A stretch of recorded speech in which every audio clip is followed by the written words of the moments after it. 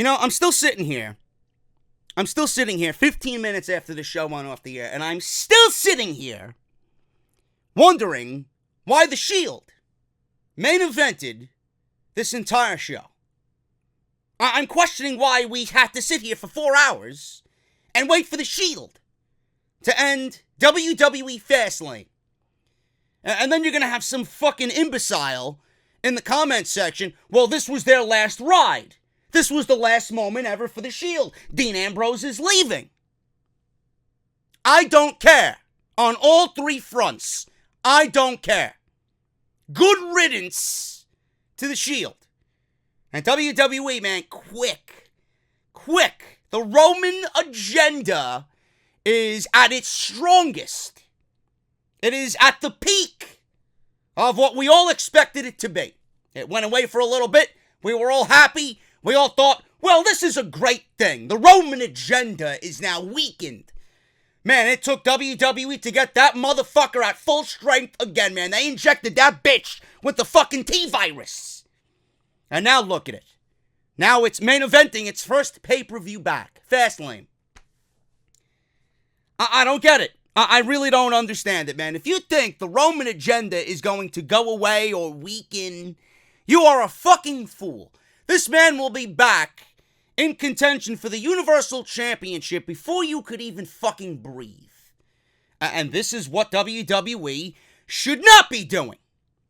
Man, those reactions to Roman when he came out, man, you know, I hear them getting quieter and quieter every single opportunity. And you know what they'll do? They'll take this last time ever, and they'll do it again on Monday Night Raw. So, why did you fucking bore us to tears with the last time ever tonight, only to do it on Monday Night Raw? You know what's coming. 4 hours of Fastlane, man. I don't really understand why this show needed to be 4 hours. Like who on the road to WrestleMania says, man, I can't wait to watch 4 hours of Fastlane plus a 1 hour pre-show. Man, you know, I'm going to say the same thing that I usually say every fucking year as it pertains to this show. Not needed. It is not needed. You got the Royal Rumble. Obviously, it is the kickstart to the road to WrestleMania, where all engines revving on the road to WrestleMania. It starts at the Royal Rumble. Royal Rumble, though, is becoming less and less of a priority these days. Fucking worthless. Every single year, WWE has their road to WrestleMania, and some fucking idiot comes up with the concept, well, Vince, we're on the fast lane to WrestleMania, and then Vince is like, that's a good name for a pay-per-view. You know? Then we got the Rumble, we got the Chamber, and we got Fastlane, and then WrestleMania. Is it really needed? Is it really needed? Do you need a pay-per-view every month? You know, we could do without something in March.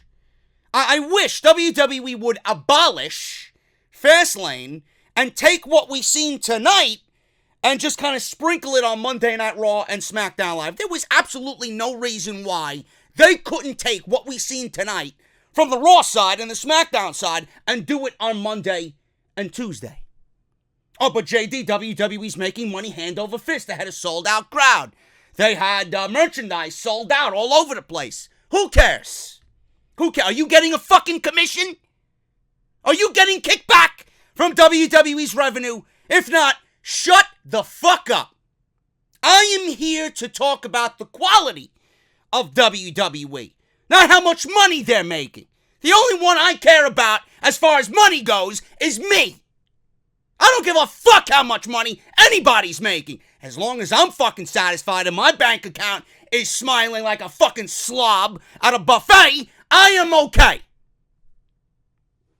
Enough.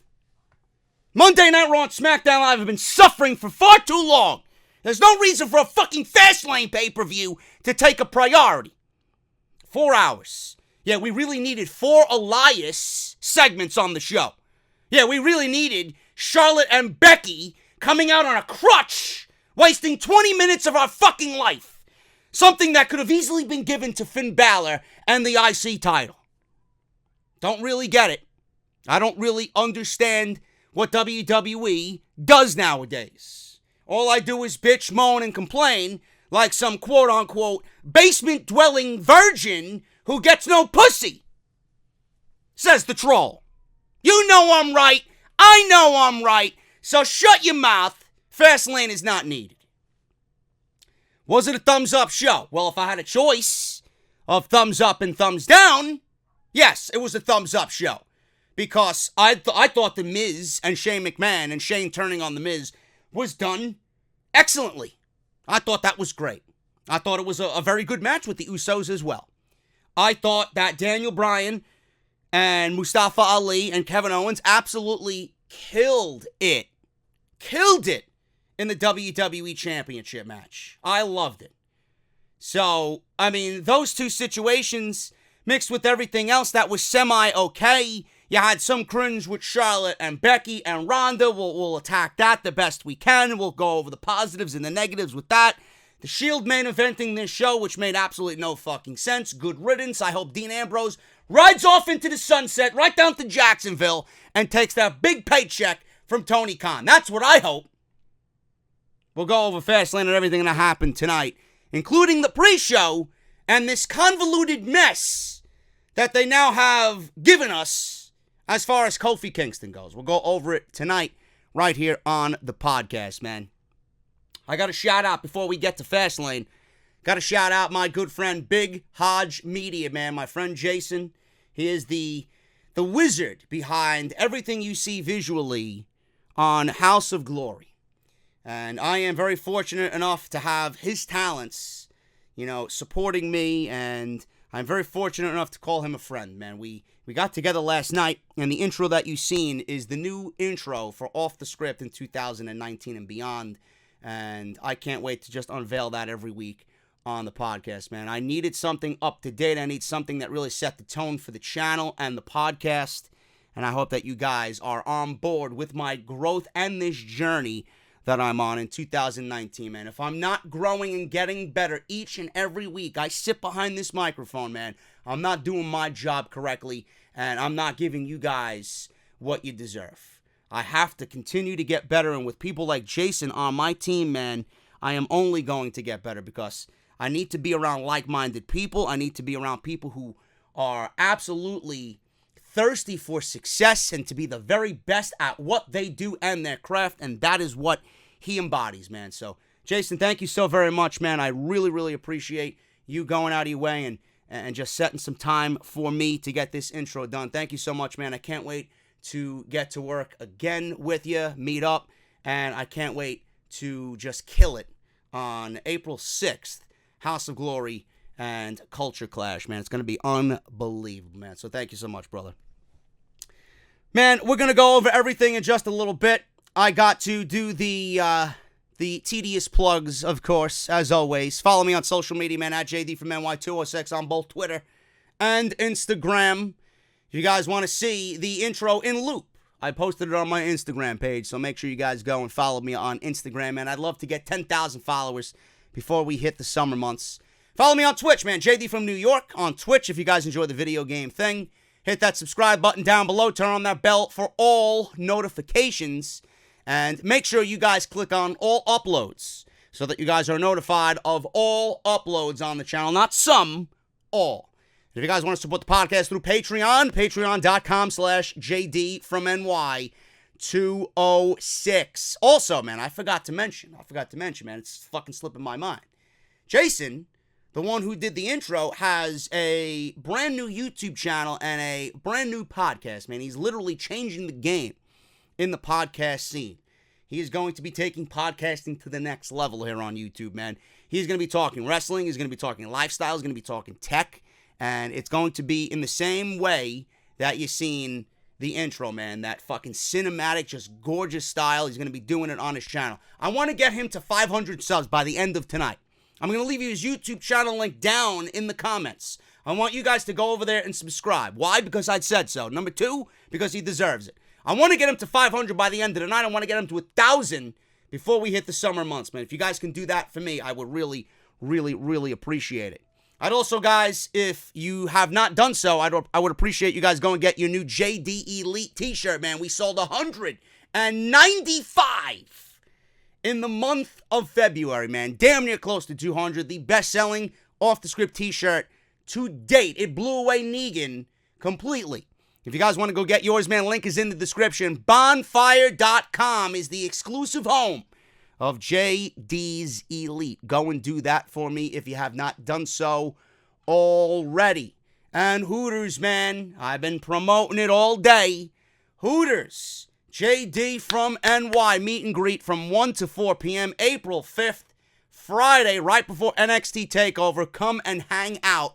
We will be doing a big meet and greet, man. We already got 25 RSVPs.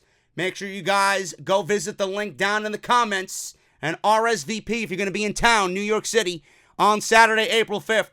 This will give you plenty of time to get to the Barclays Center where NXT TakeOver is going to crown a new NXT champion, being that Tommaso Ciampa, is out recovering from neck surgery. This will give you guys plenty of time. You can take a Lyft, an Uber, or get on the Green Line, the 4-5. We'll take you right to the Barclays Center from Madison Square Garden, man. We will be right across from Madison Square Garden. Come and hang out before NXT TakeOver with the official off-the-script meet and greet at Hooters, 155 West 33rd Street in New York City, across from Madison Square Garden. Shout out to Sal Rex for the beautiful little flyer that he made here. And shout out to @MikeWill87, as always, for the layout right here on the podcast for Fastlane. Let's get into this shit, man. I did watch the pre-show.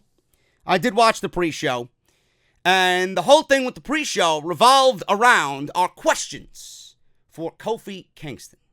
Kofi Kingston, during the pre-show, was requested by the McMahon family in regards to the WWE title match tonight at Fastlane.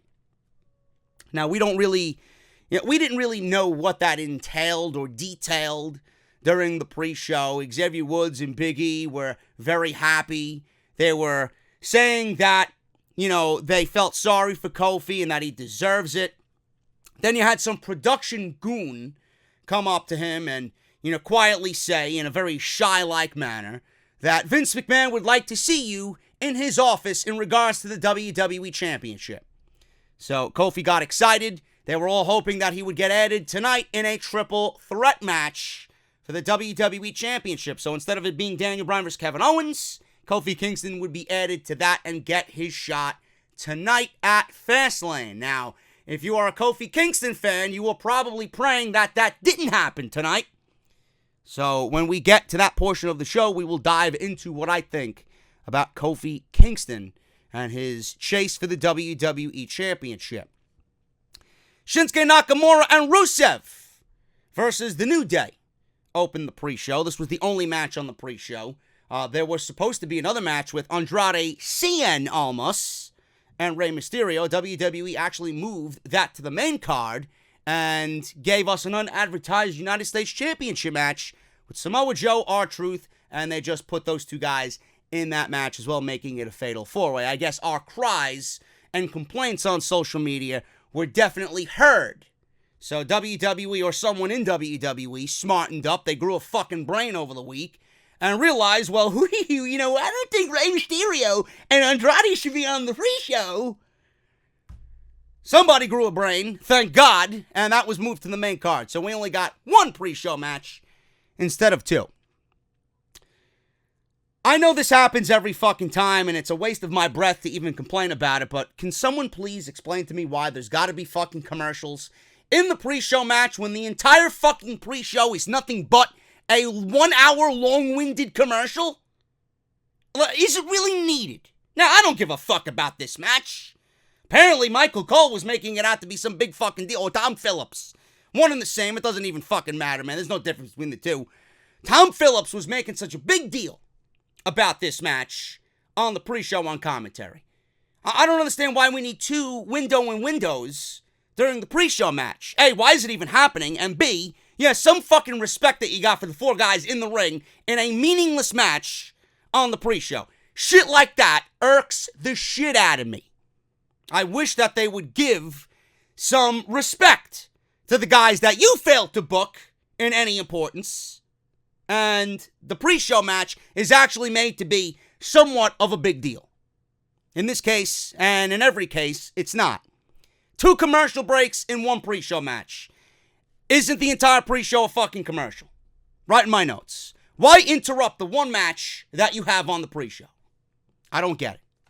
Commentary played up the fact that this could be, and I quote, a make or break situation or a make or break moment for both teams on the road to WrestleMania. LOL. Really? Shinsuke Nakamura went from winning the Royal Rumble in 2018 and then challenging AJ Styles for the WWE Championship in one of the headline matches at WrestleMania last year, and then turn around 1 year in 2019 and he's on the pre-show at Fastlane and has no match at WrestleMania. Make or break moment, huh? You already broke Shinsuke Nakamura. To AEW he goes after his contract is up. Unfucking real. New Day wins here with the midnight hour, or what they're calling up, up, down, down. I could make a mother or sister joke, but I'll refrain because people think it's corny. Midnight hour in a lackluster tag team match that means nothing for all 4 men. Now, Xavier Woods blasted WWE on social media. Days before this match was even supposed to happen, he logs into his Twitter account. He's like, man, good thing I decided to open Twitter today, or I would have realized that I wouldn't have realized that we had a match tonight. Now, I don't know if that's playing up to the fact that WWE is kind of shitting all over the New Day and Kofi Kingston, or if it's coming from Xavier Woods as a way that they are kind of upset with management for what they did to Kofi Kingston. I don't know, but it's been known in the past that WWE announces shit and the WWE superstars on the roster don't realize that they're in a match until they first read about it on Twitter. It wouldn't be the first time. Who knows what to believe? New Day wins a nothing match here in the open of the pre-show. Moving on to the main show, man. Miz and Shane McMahon versus the Usos for the Smackdown Live Tag Team Championships. George Mizanin is at ringside. The Miz's dad is at ringside. Apparently he is somewhat of an icon in the Cleveland area. Apparently he owns a chain of sandwich shops. Maybe he could be the one to take over catering for Titus O'Neil when he's no longer around. I don't know. I could go for a nice, bologna and Swiss. On a nice roll, man. It's got to be one of them fucking hoagie rolls. Spicy mustard, No lettuce and tomato. Hold it. Now, Miz was very over in Cleveland. It's quite odd to see babyface Miz, but he is over, and he was even more over in Cleveland.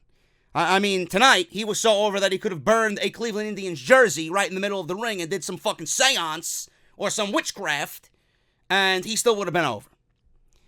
Now, the match itself was a lot better than what we got at the Chamber. I will admit that. I think this match was very well produced.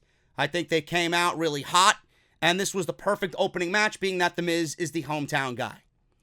But seeing The Miz dance and shuck and dive and shuffle like Shane McMahon while throwing punches to Jey Uso is something that I don't want to see ever again. That was absolutely fucking cringe. We don't need to see it, okay? It's bad enough that he's wearing that fucking silly Shane McMahon jersey. The fact that he's mimicking Shane McMahon's shuck and dive punches in the corner? Come on, bro. You got to do better than that. Typical yet right situation in this match. Shane is the one getting beat down. The Miz is obviously on the apron awaiting the hot tag in his hometown. That was clearly the right decision. Again, whoever produced this match did a very, very good job. Miz gets the hot tag. He comes in and does something that I don't think I've ever seen him do before. Now, the adrenaline must have been pumping through the Miz's veins here, but he comes in off the hot tag and does a springboard double axe handle to Jimmy Uso after the hot tag. I'm like, okay, Miz is showing me something new that I've never seen before. So Miz goes for his signature offense. The crowd backs him up, obviously. They're back into it. The it kicks, the double knees in the corner. Miz is on fire. Took off his jersey. He flew through the air right in front of his father with a huge crossbody block on both the Usos on the outside. Miz was then quickly on the defensive after all this offensive fire. Pop-up Samoan drop by the Usos. Miz went for a skull-crushing finale. That was blocked. Usos with a double super kick to the Miz and I was going to say the Shane. Shane McMahon. This tag team of Shane and the Miz, man. Jesus fucking Christ. What a joke. Shane McMahon breaks up the tag and saves the day. Miz finally hits the skull-crushing finale while the referee is telling Shane to get out of the ring. Obviously, the referee had his back turned. Jimmy kicks out of this thing after the long-winded fucking, Shane, get out of the ring. You can't be in here. Get to the apron. Go grab the tag rope. Miz goes for a figure four leg lock, but Jimmy kicks him into the ring post. Jay tags in and taunts the Miz's dad on the outside by saying, "This is for you, Dad." Jay lifts Miz up on his shoulders as Jimmy goes to the top. Miz slides out, sends Uso into the corner, knocking the other off the top. Miz rolls Jay up for a 2 count. Miz sends Jay to the apron and runs into an enziguri. Jay goes to the top, but Miz crotches him. Miz rocks Jay and climbs up, but Jay fights back, dropping him over the top rope. Shane goes for the top rope coast to coast. Now, Shane is standing on the top rope, and we get Jay, who's on the opposite end. So we got this fucking mid-air showdown between Jay Uso and Shane McMahon. Now, this was one of the, I would say, the best spots of the entire night. It was a complete what the fuck moment, because I've never seen anything like it before. So we have a standoff, like a gunslinger standoff on the top rope here. Shane leaps at the same time Jay leaps. Now, the Miz is on the floor. He's going for the Superfly Splash. So Shane leaps and knocks him out of the air. Mid-air collision. Fans start chanting, "Holy shit." Miz sees an opening here. He goes up to the top. He goes for a split-legged frog splash, which looked great in the air. But when the Miz was about to come down for the move itself, it looked absolutely fucking terrible. But I think the Miz in midair was trying to position himself so where he hit flush on Jimmy's knees. So Jimmy got the knees up. Jimmy turns that into a pin, and the Usos retain the SmackDown Live Tag Team Championships. I thought this was a very, very fun match. It was a very hot open. And I love that midair collision with Shane and Jey Uso with that coast to coast, man, as he was going for the Superfly Splash. That was a very, very, very different and unique, great spot by both of those guys. Post-match, we get them, standing by ringside, and we see George Mizanin just comforting both of them, and then you seen it coming out of nowhere, man. You seen it. You expected it. You're waiting and you're waiting and waiting. Boom. Right in front of George Mizanin, Shane McMahon turns heel. Now, everybody was saying, well, it's got to be The Miz that goes heel because I can't stand to see The Miz as a babyface. But I am going to be a little bit more lenient than I was going into this thing, man. The fact that it happened in Cleveland, and the fact that Cleveland gave Shane McMahon such a lashing as far as crowd reaction goes, was a very, very good sight, man. I thought this was very well done. I think all of us kind of knew what was going to happen. We just didn't know who was going to turn, and then it ended up being Shane attacking The Miz at the end. It was incredibly well done, and it was the perfect time in the perfect situation with The Miz being the hometown guy. Now, that's the correct way to maximize the entire amount of heat necessary to make people care about this situation. Having Miz's dad there definitely added a nice touch, with Shane taking George Mizanin after he beat The Miz down by his face, started talking shit to his face, and then shoved him right back down into his chair. That was a nice little touch. Great visual. Now, we'll see if this materializes into something that we could all be invested in the final 4 weeks leading to WrestleMania. But for now, it was definitely a great start to their WrestleMania program. The key is, can The Miz maintain this momentum and make you care about beating the shit out of Shane McMahon at WrestleMania? We'll see. Everybody wanted it to be the other way around, with Shane being the babyface and The Miz being heel. But this time, in Cleveland, we got The Miz ending up being the babyface and Shane going heel. So all the reports about a Shane McMahon heel turn obviously came to fruition. Didn't happen when it needed to happen, or when it was reported to happen, but it happened right now in this situation with The Miz. So I thought it was great, and we'll see if they can keep our interest going into WrestleMania for the next 4 weeks. Mandy Rose versus Asuka for the SmackDown Live Women's Championship. Man, listen, I don't want to be unfair in any way. I have praised Mandy Rose for a job well done and not embarrassing herself like I thought originally she was going to do when I first seen Mandy Rose. She's gotten good. I see her progressing very nicely. I think she's going to be very good if given the opportunity to show us what she can do. She's very young.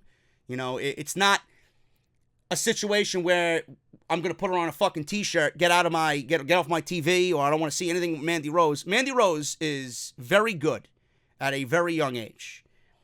But with Asuka, I don't know what they're doing with Asuka, but this match was fucking terrible.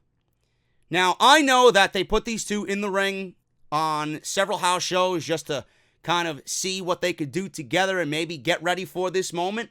But the end result here was Fastlane ending up being a terrible fucking match. I am praying to WWE Creative to get Asuka somebody that she could be in the ring with the Smackdown Women's Championship on the line that is of equal fucking level to what Asuka can bring to the table. It's not a Mandy Rose. It's not going to be a fucking Naomi. It's not going to be a Carmella. It's not going to be a Lacey Evans for all these Lacey Evans fucking marks out there coming out of nowhere. It's like people are desperately wanting Asuka to lose the championship, and she's done nothing with the championship. Acting as if it's Asuka's fault that the SmackDown Live Women's Championship is in a state of fucking irrelevance right now. You fucking kidding me? What difference is Lacey Evans gonna do that Mandy Rose or anybody else can't do? Seriously. You're just dying to just fucking prove everybody wrong with this Lacey Evans garbage. Give me a break.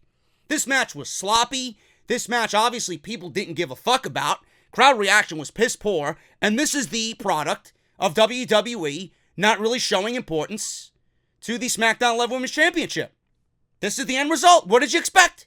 When Asuka's off TV for the majority of her fucking 2019 after tapping out Becky Lynch, who's in the main event of WrestleMania, how are we supposed to care about Asuka or the SmackDown Live Women's Championship? We can't. We can't. We're going to shove it to the side and find something else to invest our time in. Both women tried to feel each other out early on before a distraction that caused Asuka to take a jumping knee from Mandy Rose. Both women traded octopus holds or octopus stretches before an obvious botch on Mandy Rose's part, who tried to deadlift Asuka up. That obviously went longer than it should have. She ended up dropping Asuka, and it looked like a terrible slam as an end result. Asuka selling for Mandy Rose is downright ridiculous, if you ask me. I'm sorry. It doesn't look believable to me. No matter how bad Asuka has been booked on the main roster, she should not be on the defensive for most of the match against women like Mandy Rose. This woman has been completely mishandled by WWE Creative to a point where the SmackDown Live Women's title has absolutely zero credibility, and worst, no plans going into WrestleMania. Asuka blocks a kick and drops Rose with a kick to the face. Asuka followed her with a hip attack. Asuka hits a German suplex and then a sliding knee to the face. Asuka's offense was on point. Asuka misses another hip attack. She gets caught in the ropes. Rose connects with a knee to the face for a 2 count. Rose then goes for her finisher, whatever the fuck it's called. Asuka counters and connects with a knee to Mandy Rose's nose. I think her nose is still flying somewhere in Cleveland. Sonya Deville at this point is on the outside showing frustration. She decides to lift up the ring apron and goes to look for a weapon. She pulls out a kendo stick, but she lifts up the ring apron, and the ring apron, half of it is in the ring. And she's looking for this kendo stick underneath the ring. Asuka Irish whips Mandy Rose into the ropes, and Mandy ends up slipping on the ring apron that is conveniently laying in the ring due to Sonya Deville. Asuka connects with a knee to the face, and that was it. Asuka wins via pinfall due to a mistake by Sonya Deville, who was simply trying to help. Now, it looked like Mandy Rose was frustrated with Sonya Deville. Sonya Deville was very apologetic. I don't know if this is leading to a breakup of Fire and Desire, the team of Mandy Rose and Sonya Deville, but why the fuck would it? You need credible challenges for the tag team titles. Breaking up a legit team that's been together ever since they hit the main roster would be a mistake right now. Yes, Mandy Rose is the breadwinner of this duo, But that doesn't mean you break them up so soon before they get a shot at Sasha and Bayley. Because I do think they really should have been the ones to challenge Sasha and Bayley tonight. And Asuka could have had another opponent in some form or fashion. That's just the way I would have booked this thing. But I don't think they break them up. But they did tease somewhat of a frustration between Mandy Rose and Sonya Deville. This match was terrible. And Asuka, I pray to God that this woman has something important to do at WrestleMania. The New Day. They find Kofi Kingston standing outside of Vince McMahon's office. This is continuing the storyline that was on the pre-show. Asking why he hasn't spoken to Vince yet. He's standing outside Vince McMahon's office. He says that Vince McMahon told him that he would be right with him, and he's ended up standing out there for an hour. So Big E knocks on the door, and they all go into the office to find Vince McMahon on his cell phone, talking on his cell phone. So Vince then says, I've been waiting for you over an hour. Where were you? So they explain that he's standing outside the office. So Big E says, Kofi's been waiting 11 years for you, Vince. And then Xavier Woods is like, you're looking for the next superstar. You're looking for the next breadwinner. You got it right here in Kofi Kingston. Vince ends up making a triple threat match for the WWE Championship and states that Kofi is going to be added to the Daniel Bryan, Kevin Owens match for the WWE Championship and that it would be next. Now that was a red flag right there. Why would the WWE Championship match be the third match on a Fastlane pay-per-view? I didn't really understand that logic right from the get-go. Now, I wasn't thinking of a swerve like we've seen, but I also didn't think that we were getting a WWE Championship match. Now, Kofi makes his way out to the ring, theme music, entrance, and announcement. So we get the ring announcer, who is being spoken to by the timekeeper, and there's some sort of miscommunication going on there, and we get this triple threat match that we were supposed to get turned into a handicap match. So we're not having the WWE Championship match. The ring announcer stated that the WWE Championship match would be taking place later on in the evening. So we get the Bar, Sheamus and Cesaro versus Kofi Kingston in a handicap match. And it's not one of those handicap matches where you got to tag in and out. This is a legitimate 2-on-1 match beatdown of Kofi Kingston. Now, at this point, I didn't know what the fuck was going on. Yes, I understand WWE is trying to get sympathy for Kofi Kingston, but it's a product of what I said earlier and on Off the Script and all this week. It's the same product of what I said about the Lynch, Rousey, and Charlotte story. WWE is taking the most convoluted way to get us to an end destination. Now, I ask you, what sympathy was needed for Kofi Kingston? What?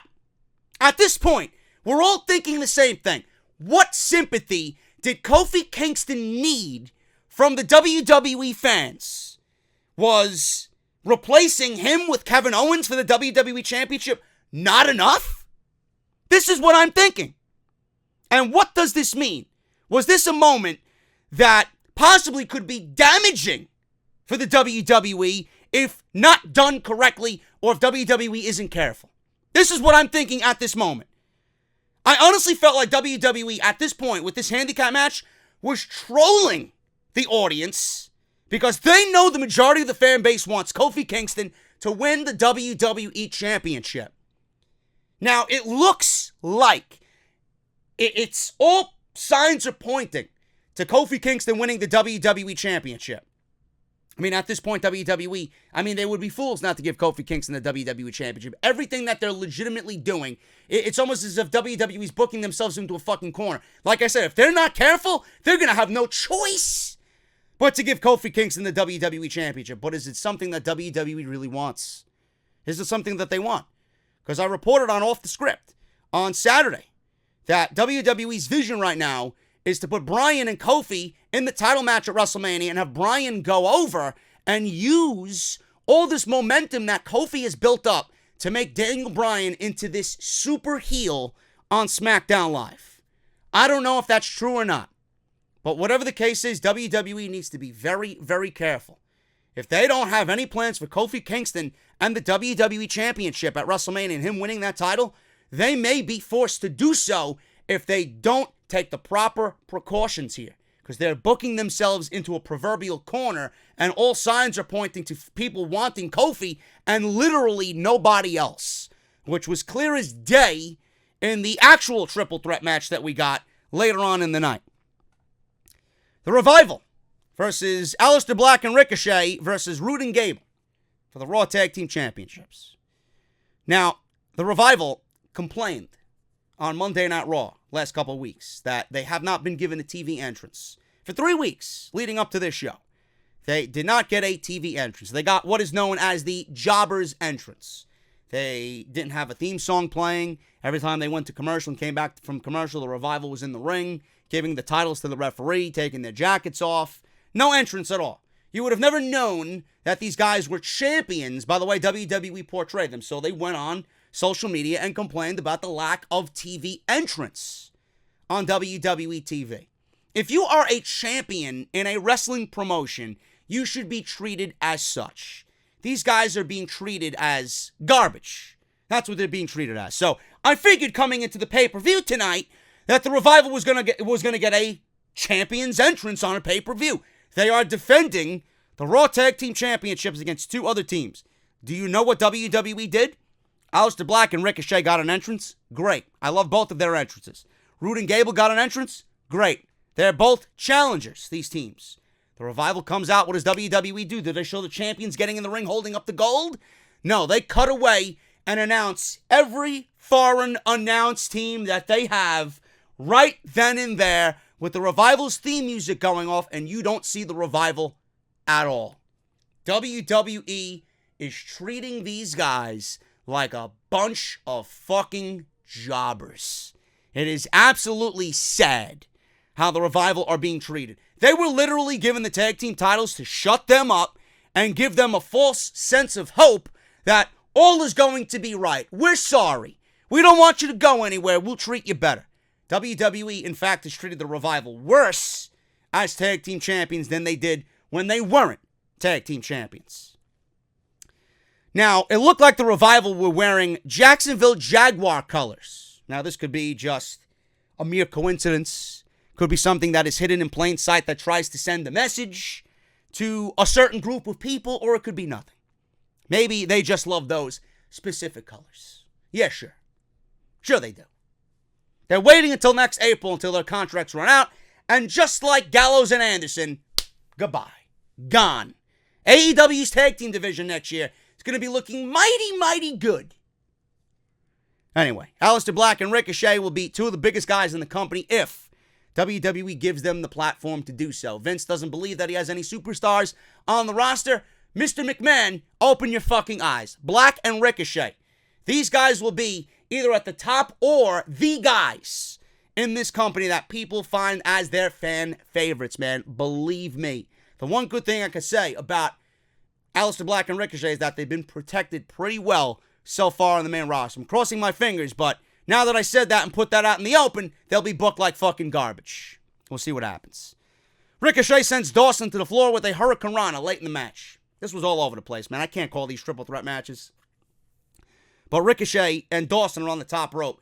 Ricochet sends Dawson to the floor with a Hurricane Rana, barely connects with it, takes out all the guys that are on the outside, as Ricochet comes down, neck first on the ring apron. Now, Vince McMahon probably seen that, and he cut Ricochet's moveset in half right after that one move. So Ricochet goes to the top. Rude sends Black into the barricade on the outside. Ricochet comes down off the top. He runs the ring. He was okay after this Hurricane Rana. He does his spot where he runs the ring and jumps over the ring post, leaping over the ring post, and takes Rude out on the floor for throwing Alistair Black into the barricade on the outside. Now, while he did that, Gable tagged himself in. As Ricochet was flying over the ring apron, or the ring post, he tagged Ricochet around. I can't fucking speak. He tagged Ricochet in the back and tagged himself in. Gable tags himself in, which I thought was a great spot, and showed how attentive he is during all this chaos. He can't believe what's going on. Gable comes off the top rope. Dawson, he comes off the top rope on Dawson, but he turns it into a roll-up for a 2. So Gable counters that himself with a small package, and that was only a 2 count on Dawson. This leads to the Revival hitting a Shatter Machine on Gable for the pin, and they retain the Raw Tag Team titles. After the match, the Revival certainly didn't look like champions or winners, as both Dash and Dawson were beat up by Rude until Alistair Black came in, gave Black Mass to Bobby Roode, before Ricochet delivered an absolutely brutal 630, man. One of the most brutal 630s I think I've ever seen by Ricochet. He came off the top rope with the 630, and all of his weight came down on top of Dash Wilder, man. I would not be surprised if Mr. Dash has some bruised ribs.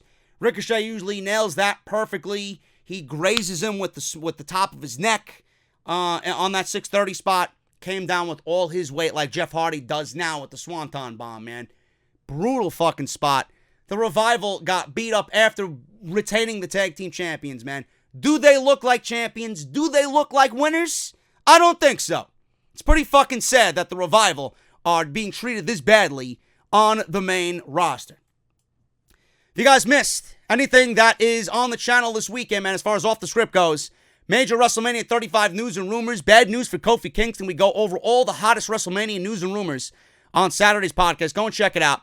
Everything you needed to know before Fastlane 2019, man. Very entertaining show. Go and check that out on Friday. If you missed anything this past weekend, man, it is all right there in the annotation in the top right corner of your screen. So make sure you guys go and support that stuff if you need some more entertainment on this weekend right here on the podcast. Moving on here, man, we got Samoa Joe and R-Truth with Andrade and Rey Mysterio now added to this match, making it a fatal 4-way for the United States Championship. This match was actually supposed to be Rey and Andrade, Cien Almas, on the pre-show, and the United States title had no original plans at Fastlane. Someone in WWE, like I said, grew a fucking brain and realized that Rey and Almas don't belong on the pre-show, so WWE, instead of moving the advertised match on the pre-show to the main show, which they should have did in the first place, they moved these guys into an unadvertised United States Championship match with Samoa Joe and R-Truth. So it goes from pre-show to fatal 4-way for the United States Championship. This was a very fun match, man. I love these guys. I think this is exactly what a show like Raw or Smackdown needs for their mid-card. Samoa Joe is great. I've been a big advocate of Samoa Joe for a very long time. Ever since he came to the WWE, I feel like the guy has been underutilized. R-Truth, you know, the guy's in his 40s. The guy's literally done everything that WWE has asked of him. You know, he's done the comedy, he's done the serious, he's done the singles, he's done the tag. He's just one of those great, just utility guys that could literally do it all, man. He's not that bad in the ring, and he's a fan favorite. He's looked at as a fan favorite. People love R-Truth, man. So I have absolutely no problem with R-Truth in this spot. I think he is a great mid-card act. Should have been for a very long time, but WWE just didn't realize what they had in R-Truth. He was just a fucking bum on the lower card of WWE SmackDown. And Andrade and Rey, I mean, their work speaks for itself. I could watch these guys every fucking week in the ring. So this was a very fun match. And I don't know what the plans are for the United States Championship. There are rumors that WWE is going to do Samoa Joe versus John Cena at WrestleMania for the United States Championship. Now, it was supposed to be John Cena versus Lars Sullivan. And Lars Sullivan went AWOL. He had mental problems. He went to go see a therapist. He's in good spirits right now. We don't know if he's coming back to the WWE, but clearly his WrestleMania match and plans went right out the window. WWE clearly wants John Cena in some form or fashion at WrestleMania. It was rumored that John Cena was going to go up against Drew McIntyre because if you remember on Raw, John Cena's last appearance was it. That was it on Raw. And they cited Drew McIntyre injuring his ankle before he went to go film his new movie. So now we're talking about Joe and Cena for the United States Championship. If you are asking me, all three situations, which would I choose? Joe and Cena is probably the best bet. Because I can imagine, with the mic work of Samoa Joe, bringing out the intensity in John Cena, you talk about WrestleMania caliber shit, man. That is at the fucking upper echelon of WrestleMania caliber shit. If they get John Cena, at least for a week or two, back on WWE television in between the time he's filming this movie just to do some fucking promos with Samoa Joe, that's going to be some of the most must-see shit in the last 4 weeks of WrestleMania. Can't wait to see it, man. I hope it does happen. Andrade flies out of the ring, hits a corkscrew on Joe to bring him down. Rey goes to the top, nails a big Hurricane Rana to the floor, sending Andrade flying on to the outside. Vega gets involved after this. She runs interference on the outside, nails R-Truth with a super kick. Carmella then comes over and takes her out. Catfight on the outside. Joe, like the beast that he is, says, fuck this shit. You guys are meddling with your fucking women affairs. He's in the ring with Rey. Uranagi to Rey Mysterio, all while this chaos is going on, and Rey kicks out at 2. Andrade comes in with the hammerlock DDT attempt on Rey in the middle of the ring, but Truth makes the save on the pinfall. Andrade then with the running knees to Joe in the corner. Truth takes Andrade and then Joe down. One thing I can say about Andrade, man, I love when he makes fun of Eddie Guerrero and he does it to Rey Mysterio all while doing the Three Amigos and then doing the fucking Eddie Guerrero shake. I think it's great, man. I think it's just a nice little fucking stab at Rey Mysterio. And Andrade pulls it off incredibly well. Truth slams Andrade onto Joe. Truth with another tribute to John Cena does the 5-knuckle shuffle. And he tries to do it to Joe as Andrade moves out of the way. Truth drops Andrade with a kick. Follows up with a kick to the back of the head. But Joe breaks it up with a big senton. Joe then dodges a scissor kick. Sends Truth into the ring post. So Truth is done. Falls out to the floor. Rey sends Joe into the position. Hits the 619. Rey flies in to drop the big splash. Following the 619, Joe moves out of the way. Joe then grabbed. I love how small Rey Mysterio is, man, because he's put into these situations that look just fucking epic. Joe literally grabbed him by his pants and pulled him right into the fucking coquina clutch. Rey never tapped out. He passed out. Joe retains the United States Championship in a very fun United States unadvertised Fatal 4-Way title match, man. Very, very good stuff. Samoa Joe, man, he got through his first test. He is still the United States Champion. R-Truth didn't win it back. They didn't give it to Rey or Andrade to take it to WrestleMania. It looks like we may be on the road to WrestleMania with Samoa Joe holding championship gold. And if you ain't excited about that, man, I don't know. You got a fucking problem. The Samoan Steakhouse, yes, Nia Jax and Tamina Snuka are the Samoan Steakhouse. That is what we are calling them on this show. Versus Sasha Banks and Bayley for the women's tag team titles. Now, before I get into how awful this match was, Beth Phoenix announced before the match introductions as the special guest commentator for this tag team title match. Crowd was dead, completely fucking dead. Dead for the first title defense of the ever so prestigious women's tag team titles in the WWE. I will say this once, and I'm sure I will say it again. Nia Jax and Tamina Snuka are not good heels. They are not good professional wrestlers, and this is what happens when you put two women in a position that they did not belong in the first place. There was absolutely no justifying Nia Jax and Tamina even getting a title shot when they did absolutely nothing to even deserve one. They got this title shot on the same night Roman came back and announced he was in remission because The Rock and Roman's mother were in the crowd. The Samoan family were together again, so that's got to bleed onto Tamina and Nia Jax, undeservedly so. This was god-awful. If this is the first showcase that you are going to do for the tag team championships, you better make it a fucking banger. This was awful. This was awful. This got Bayley and Sasha's run as tag team champions off on the wrong foot. Just like Asuka. Can we get these women with fucking credible opponents going into WrestleMania? I don't give a fuck if you got to call the Bella Twins, or you got to call Trish and Lita, or you got to call up Io and Kyrie. Get the Sky Pirates in there. I don't give a shit. I would rather see them in there with two Victoria's Secret mannequins for the tag team championships. These two women are fucking terrible. Terrible. Enough.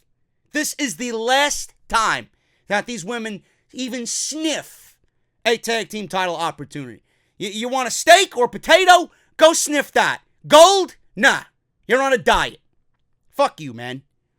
Bayley was the one who was being isolated, and Banks tags in for the hot tag. Hits the Meteora from the top to Nia Jax. Sasha Banks tries to dive off the top onto Snuka and Jax on the outside. She gets caught because, of course, it was either a no-sell by Nia Jax or it was a planned spot. I don't know. It looked terrible. So she gets caught, and then Bayley runs the ropes and does a suicide dive and takes out all three. So Banks and Bayley push Jax back into the ring. Banks goes to the top for the double knees. Bayley follows up with a top rope elbow drop, and that was broken up, the pinfall was, by Snuka. Banks runs over to stop Snuka, but Snuka drops her to the floor. Bayley drops Snuka over the middle rope, and Jax grabs Bayley for a powerbomb, but it's countered with a pin attempt, and they retain the title.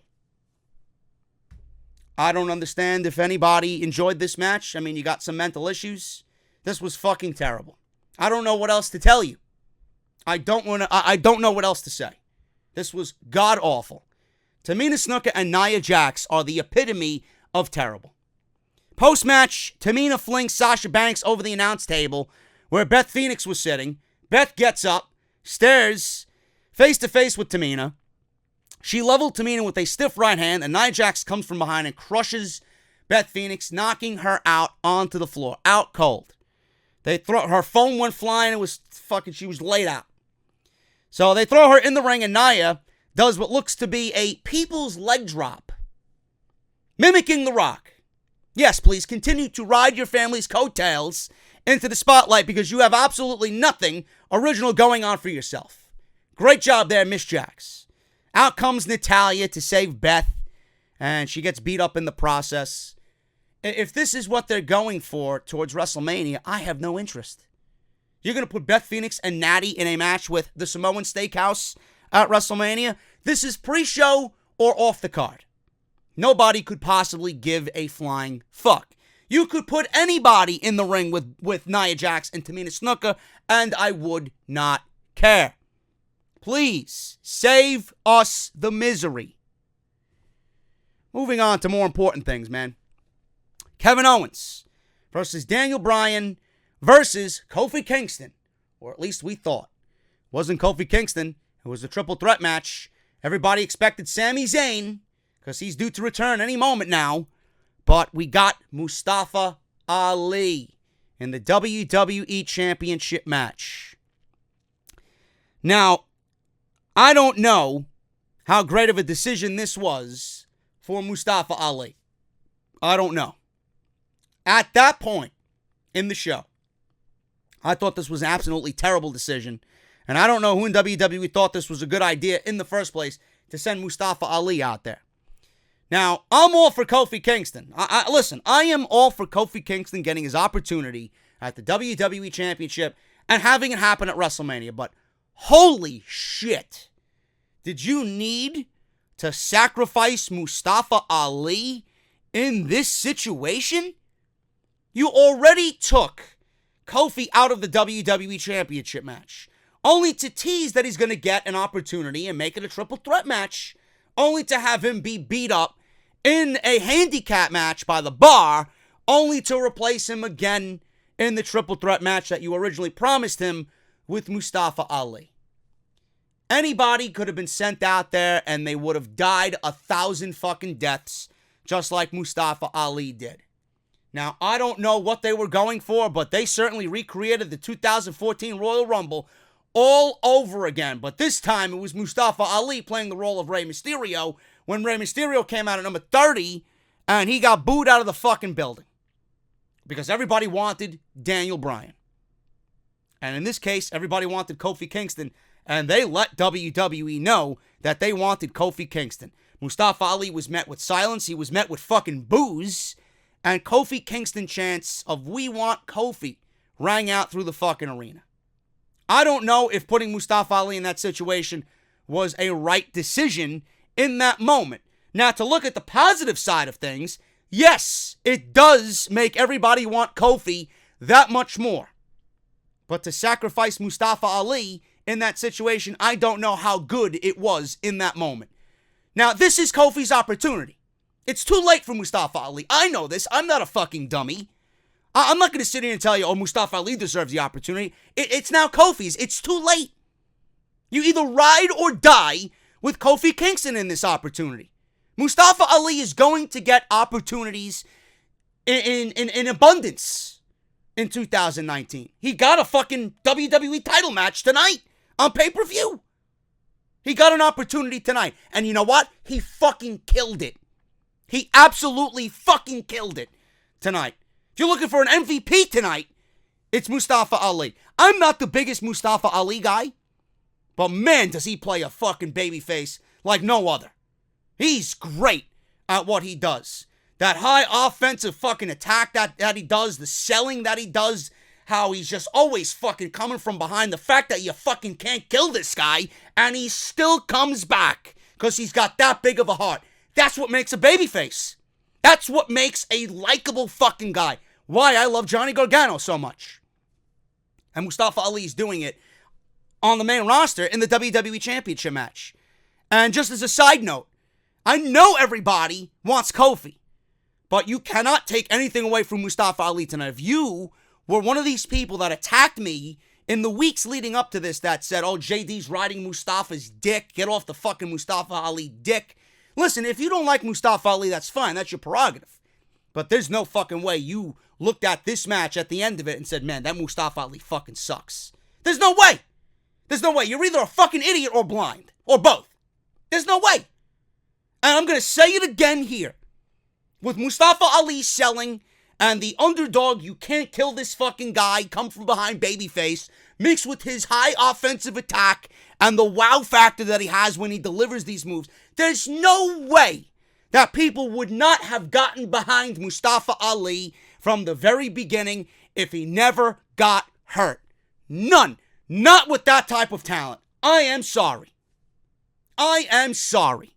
If Mustafa Ali was healthy and he went an hour in the gauntlet and then he went in the Elimination Chamber and lasted with Daniel Bryan till the very end, doing what he did tonight, there was no way that man would not be a fan favorite right now.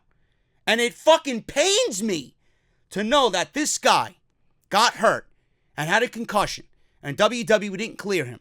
Yes, we had Kofi and he lived up to the moment and he seized the opportunity. Respectable. But it fucking pains me, and God knows what Mustafa Ali is feeling, that he came out to fucking booze when all of this was his original plan. It pains me.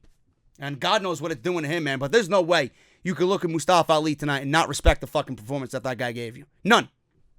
None. Now, I understand that they want to make this Kofi Kingston situation even bigger, and they want the fan support to be overwhelming for Kofi. But like I said, it felt like earlier in the night, WWE was trolling us all. Now, I don't know what the situation is with Kofi. But at the end of this thing, Bryan retained. Bryan beat Owens. Bryan beat Ali. There's only one man left. The guy that WWE and Vince is purposely keeping away from the WWE Championship. That's Kofi Kingston. There's no match that people want more than Kofi versus Daniel Bryan. And they're making this feel like the biggest match on the entire show. And it's going to be interesting to see where WWE goes with this, man. It's going to be very interesting to see where they go with this. Now, I mentioned the number 30 position in the 2014 Royal Rumble. Now, instead of Daniel Bryan, we got Mustafa Ali, right, in this situation. Playing, the whole Kofi Kingston situation. It's exactly ended up like the 2014 Royal Rumble. The difference is, I think WWE intentionally did this tonight, whereas then, they didn't know what the fuck they were doing, or they were just too deaf to understand what was going on. I think they intentionally did this tonight, but the similarities can be drawn from the 2014 Royal Rumble. Everybody wanted Kofi. Mustafa got booed when he came out there and it was announced as the third man in this triple threat. Rowan was on the outside. He approached Ali in the ring, but he gets super kicked. Owens and Ali go for double super kicks. Then he goes into the ring post. Owens runs the ropes, leaps out, takes Rowan down on the floor. Now, Owens ran the ropes and did a fucking rolling cannonball over the top rope. I swear to God, if he landed on the table. His head missed the fucking table by this much. If he rolled his head into the table at the velocity that he was coming at, Kevin Owens might be in the hospital with a broken neck. He dodged a bullet. He might have been laid up next to Ciampa if that shit went wrong. It looked great nonetheless, and Owens was fucking thrilled that it went off without a problem. So he takes Rowan out. Bryan nails a knee to Owens on the floor. Bryan brings Owens back into the ring. Ali rocks him from the apron. They trade shots. So Owens goes for a powerbomb on Bryan on the apron. Bryan backdrops Owens on the apron. Owens falls to the floor. Bryan charges on the apron with a running knee. He hits the steel post. Ali moves. Ali, with a shot to the throat on Bryan, goes to the top and hits a 450 with Bryan laying on the apron. Again, if you're not impressed with Mustafa Ali, I don't know what the fuck you're watching. Bryan rolls into the ring. Ali is going for the 054, but Bryan is rolling away. Champion's mentality. So he goes to make the cover eventually. Bryan moves to the rope, and Rowan pulls Bryan outside. No DQ. Bryan sends Ali down, and he lands on his feet onto the floor. This leads to Bryan jumping off for a big DDT on the floor. Ali charged and hit Owens on the outside, and Owens catches him in a pop-up powerbomb on the apron. Now, the DDT spot on Bryan that Ali delivered on Bryan looked like he hit him flush on the concrete, and I was expecting the referee to go out there and attend to Bryan, but it looked like he was okay. But it looked brutal nonetheless. Pop-up powerbomb by Owens on the apron looked brutal. Rowan stops Owens from capitalizing on this with a huge kick on the outside. Rowan sends Ali into the ring and sends Owens over the timekeeper's area. Bryan rolls in. Ali kicks out at 2. Bryan can't believe what's going on. Rowan looks on as Bryan is slow to pull it back together. Fans did get behind Mustafa Ali, but how could you not? Like I mentioned, but it's too little too late. It's not his time now. It's Kofi's time. But they have to appreciate the effort that Mustafa Ali gave them in this WWE title match. Bryan gets up. Bryan lifts Ali, talks some trash about how he doesn't deserve to be here. Ali fires back, and Bryan runs into an elbow. They both collide in midair, and Bryan connects with a flying knee in midair. And he goes for the pin and retains the WWE Championship. This match was fucking great. All three men busted their ass. And at the end of the year, I honestly think this is going to be one of the best matches of the year. Certainly on the main roster. This was fantastic. All three guys killed it. But again, like I mentioned in the beginning, what good did this dude Mustafa Ali, man? He came out there looking like the bad guy, and he didn't do anything wrong. He was out injured. He gets thrown into this, gets booed out of the building because he isn't named Kofi Kingston. I don't see how this did Mustafa Ali any good. But to everybody, to no surprise to me, he won them over, no question, with their performance. He keeps that shit up, the guy's going to have a lot of fanfare. Not as much as Kofi, but give him time. He is going to be one of these major guys on the main roster on SmackDown Live. Charlotte Flair versus Becky Lynch. Now, obviously, the stipulation is here. If Charlotte wins, it's Ronda versus Charlotte at WrestleMania for the Raw Women's Championship. If Becky Lynch wins, she gets added to the Raw Women's Championship match, making it a triple threat match. I don't know what to think about this, folks. I don't know what to think about this. Let me document this quick and swiftly for you guys. Becky Lynch wins the Royal Rumble, right? That should solidify a main event spot at WrestleMania. You won the fucking Royal Rumble. Becky comes out. She has a great promo with Ronda Rousey. Fans are going crazy. Must-see moment on Monday Night Raw between Ronda and Becky Lynch. They pretty much told you, we don't need Charlotte Flair. Charlotte Flair who? Becky Lynch gets suspended for 30 days. Becky Lynch apologizes to the McMahon family. And then she gets suspended for 60 days by Vince McMahon. She's going to miss WrestleMania. Now she's got a knee injury, right? All this fucking convoluted bullshit. So then we get Charlotte Flair added to the match with Ronda Rousey. Ronda Rousey's pissed off because of the way Becky Lynch was treated. This is the match that she wanted. This is the match the fans wanted. Ronda relinquishes the title. She gives the title up. Stephanie McMahon makes this match that we were going to see tonight with Charlotte and Becky for the Raw Women's Championship. Then Ronda Rousey comes back and asks for her title back. And we get this match now with the stipulation of Becky winning. She gets added to the Raw Women's Championship match at WrestleMania. All while Becky is hobbling around on a fucking crutch on one leg, and Ronda Rousey is making video vlogs on her personal YouTube channel calling WWE fake bullshit and scripted bullshit. All this convoluted fucking garbage to get us to this, which ultimately wasted 15 minutes of our life. I honestly feel we wasted 15 minutes of our entire evening watching what would happen at the end of this match, or waiting for what would happen at the end of this match. How is Becky going to be added to the WrestleMania main event? This match was nothing but Charlotte toying with Becky as Becky hobbled around on one leg. Becky was fighting from behind because there wasn't much this woman could do on one leg. Now, I have mixed feelings on all this. Becky doesn't necessarily look good here.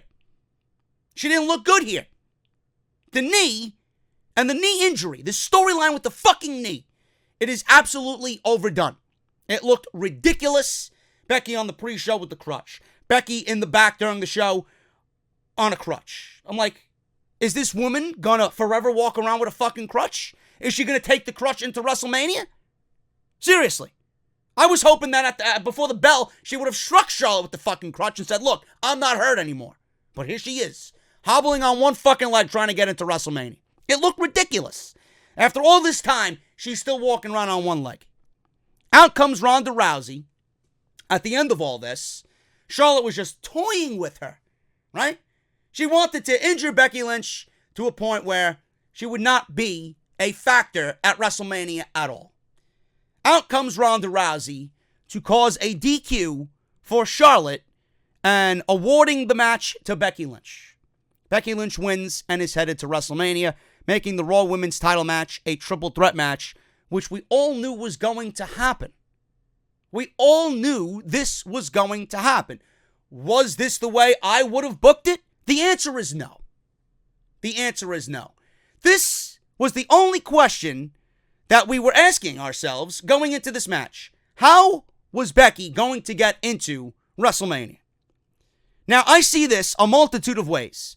Becky didn't look good here at all, and it looks like she undeservedly now is in the main event of WrestleMania, and instead of feeling like a big deal, she looks like she kind of weaseled herself into the main event of WrestleMania.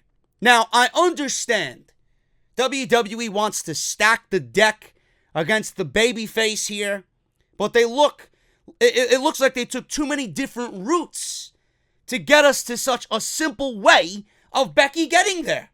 All it was Ronda Rousey coming on out and causing a DQ. Boom! Becky Lynch is in the main event of WrestleMania. It also, which this is the part I fucking hate, it makes Becky Lynch winning the Royal Rumble look worthless. Now, whether she was in the Royal Rumble originally or not, I don't give a fuck.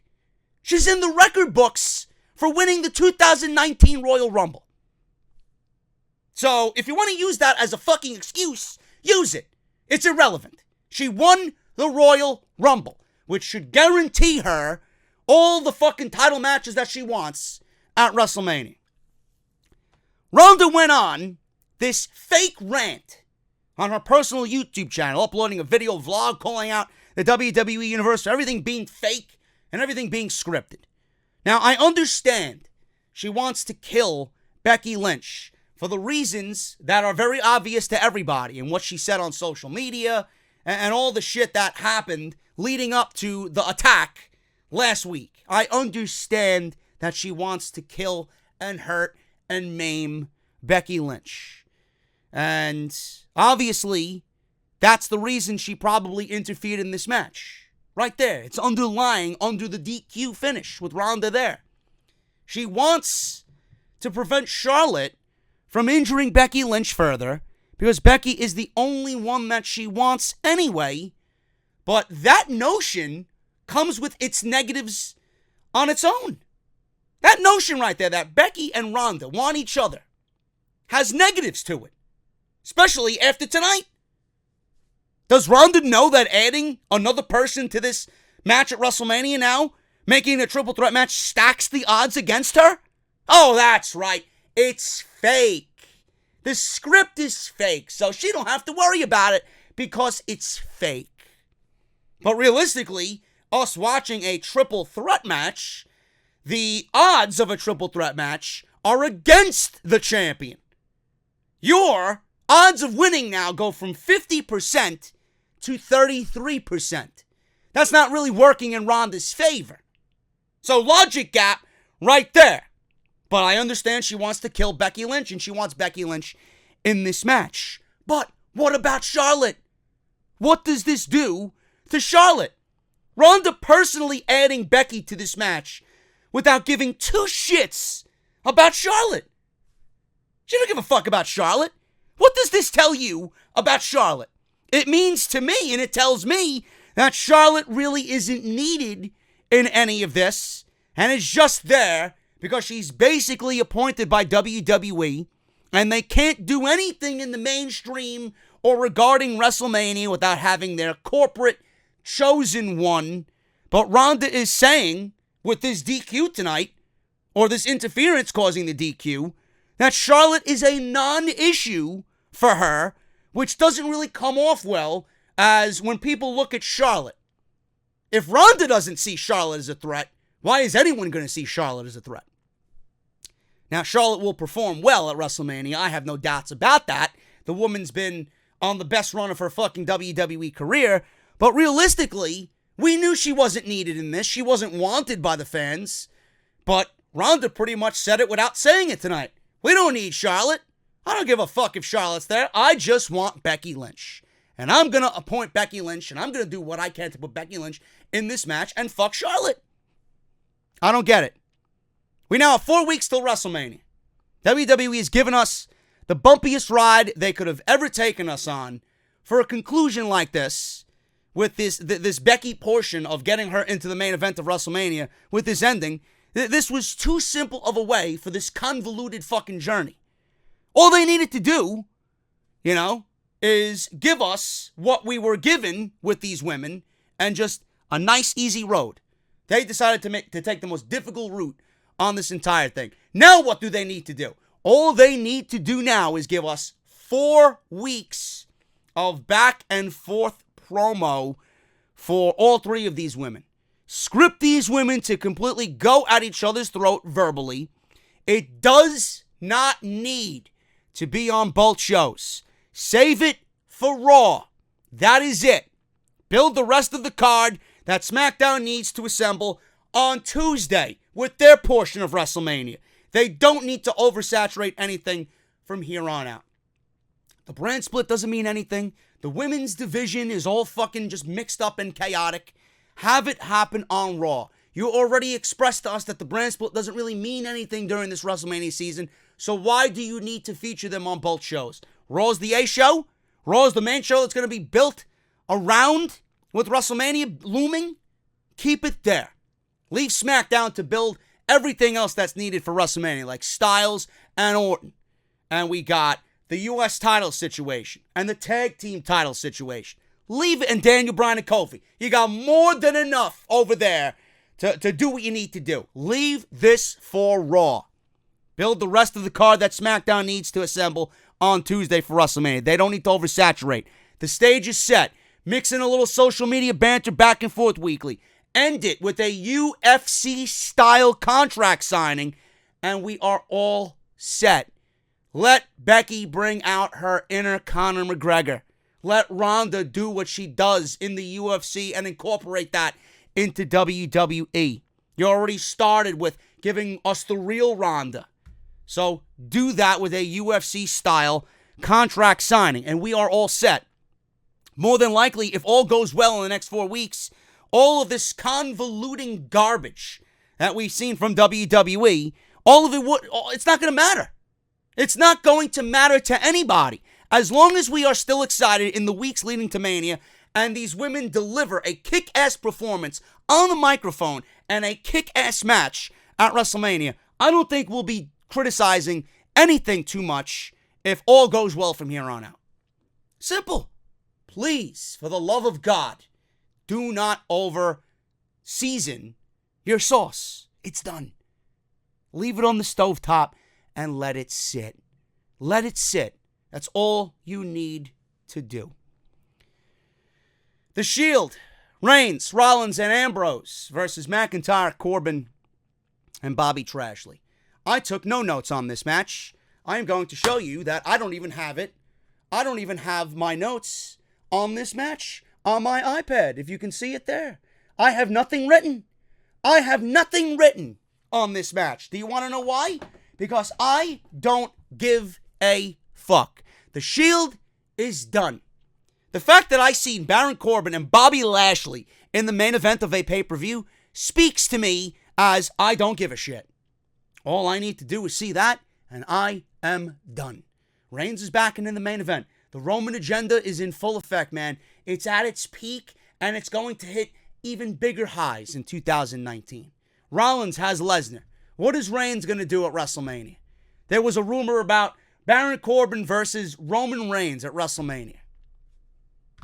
This is what we're getting for WrestleMania. What is Ambrose doing? WWE get mentioned on commentary. Ambrose is leaving. Ambrose got his contract coming up. He's not re-signing. The more they say it, the more I want to say it's a work. I would have turned somebody heel here. How stupid does Dean Ambrose look after turning heel on the night Roman announced they had leukemia, and now he's over here smiling and he's fucking happy as a pig in shit? How ridiculous does that look? And no heel turn. No antics. No, nothing. No tease or anything. It was just the Shield in the most nauseating fucking way possible. And the fist pump. And that ended the show. Fade to black. WWE tried too hard here with this match. They were in the crowd, the triple power bomb, all the fucking typical Shield garbage.